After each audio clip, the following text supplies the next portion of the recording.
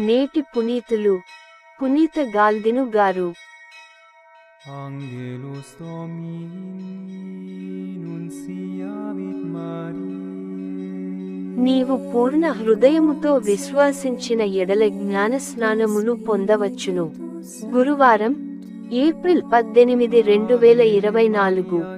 మొదటి పఠనం అపోస్తలుల కార్యములు 8వ అధ్యాయం 26 నుండి 40 వచనాలు.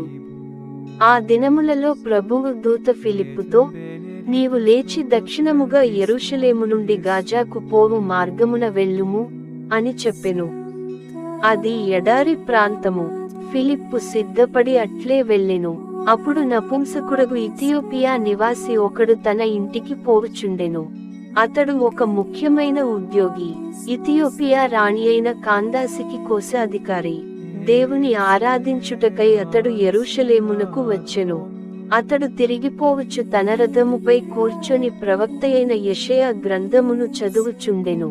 అప్పుడు పవిత్రాత్మ ఫిలిప్పుతో, నీవు ఆ రథము వద్దకు పోయి దానిని కలిసికొనుము అని చెప్పగా, ఫిలిప్పు వెంటనే అక్కడకు పరుగెత్తుకొని పోయి అతడు యెషయా ప్రవక్త గ్రంథమును చదువుచుండుట వినెను. అందుచే ఫిలిప్పు, నీవు చదువుచున్నది నీకు అర్థమగుచున్నదా అని అతనిని ప్రశ్నింపగా, నాకు ఎవరైనా వివరింపని ఎడల నేను ఎట్లు అర్థము చేసుకొనగలను అని ఆ ఉద్యోగి పలికెను. అంతట రథమునెక్కి తన ప్రక్కన కూర్చుండుమని అతడు ఫిలిప్పును ఆహ్వానించెను. అప్పుడు అతడు చదువుచుండిన పరిశుద్ధ గ్రంథములోని భాగము ఏదనా వధింపబడుటకు తీసుకొనిపోబడిన గొర్రెవలెను, ఉన్ని కత్తిరించి వేయబడినప్పుడు మౌనముగా ఉండు గొర్రెపిల్లవలెను అతడు నోరు తెరువడు. అతడు అవమానింపబడెను, న్యాయము అతనికి నిరాకరింపబడెను.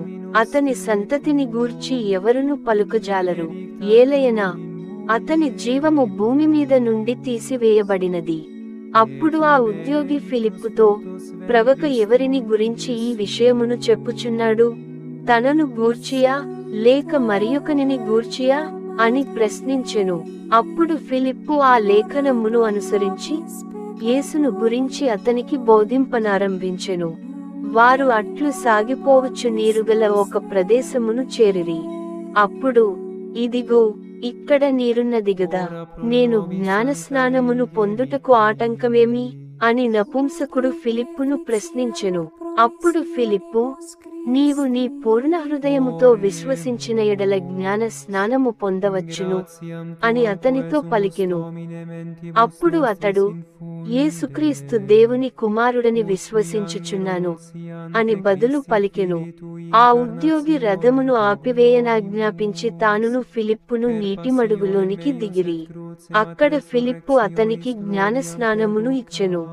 వారు ఆ నీటి మడుగు నుండి బయటకు వచ్చినప్పుడు ప్రభువు ఆత్మ ఫిలిప్పును తీసుకొనిపోయెను. ఆ నపుంసకుడు మరల ఫిలిప్పును చూడలేకపోయినను సంతోషముతో తన ప్రయాణమును కొనసాగించెను. అయితే ఫిలిప్పు ఆజోతులో కనబడెను. అక్కడ నుండి అన్ని పట్టణములందును సువార్తను బోధించుచు కైసరియాను చేరుకొనెను. ఇది ప్రభువు వాక్కు.